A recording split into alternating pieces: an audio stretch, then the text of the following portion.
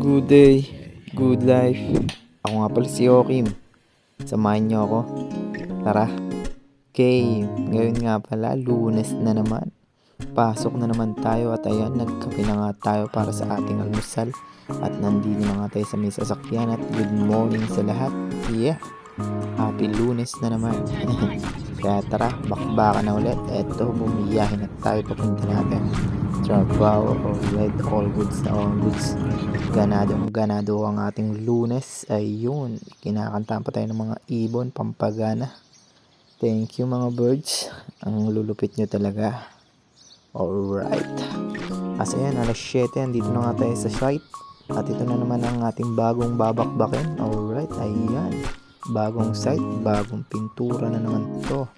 Alright, at ito na nga, nag-filler muna tayo. Ang gagawin natin ngayon, preparasyon. Alright. Filler muna tayo. Ayan, takpan natin lahat ng may butas. Ayan, lahat ng pinagpakuan.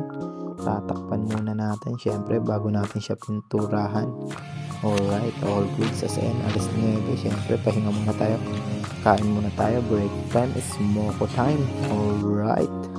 At ayan, muni muna tayo, syempre. At ayan, medyo makulimlim. Alright, ang ating ginagawa. Kaya andito tayo sa loob ng bahay. Ayun.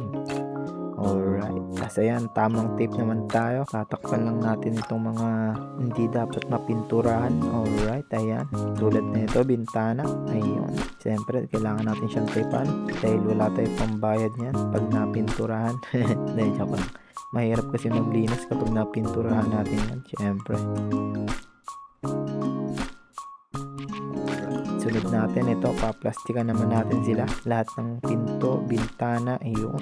Gagamitin kasi sa pagpintura dito, i-spray yan. Yan, kaya kailangan ng cover. Yan, kukoberan natin sila. Ayun. Siyempre para iwas linis. Alright.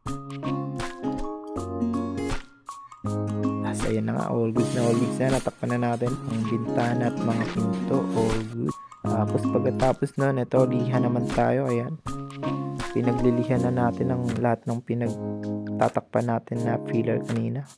Alright, syempre ganun yun. Proseso yun. At itong alas 2, smoke ulit, fita lang. Tapos na, ito bakbakan ulit. Syempre, tamang liha ulit. Ang dami nating finiler, kaya marami rin tayong nililiha. At ayan na nga, naglinis na tayo lahat ng alikabok na galing sa pagliha. Ayan, nilinis na natin. Nakamas pa talaga tayo dyan kasi nga masakit sa ilong. Ayan, mga alikabok na yan. Kaya ayan, lilinisin natin yan lahat. Alright. Tapos ayan, alas 4:30. Natapos na ang ating isang araw na naman. Alright, thank you Lord. At ayan, bumiyahin na tayo pa uwi. Kaya maraming salamat. Hanggang dito na lang ang inyong lingkod. Paalam. Bye bye.